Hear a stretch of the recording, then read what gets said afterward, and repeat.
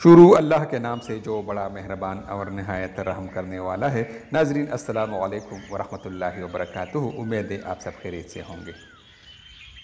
दिन के उजाले में औरत को गालियाँ देने वाला मर्द रात के अंधेरे में जिस्म की भूख में उस औरत के पाँव भी चूमता है।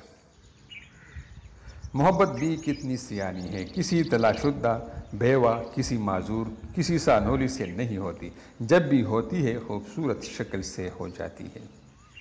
मोहब्बत बदसूरत चेहरों पे मेहरबान हो जाती है, लेकिन बदसूरत दिलों से इसका कोई लेना देना नहीं। अपना ख्याल रखिए, दिलों की खूबसूरती की हिफाजत कीजिए।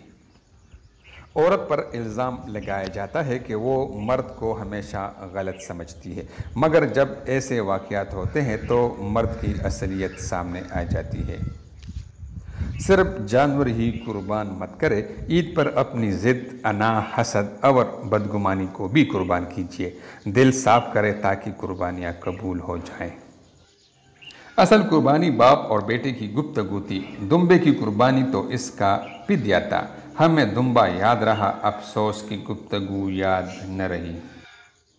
ज़िंदगी में जब कभी हमारा खुद से सामना होता है तो समझ आता है कि हमने दूसरों की खातिर अपना कितना दिल दुखाया है। वो घर जल्दी बर्बाद हो जाते हैं जिन घरों में औरतों को दुख मिलते हैं।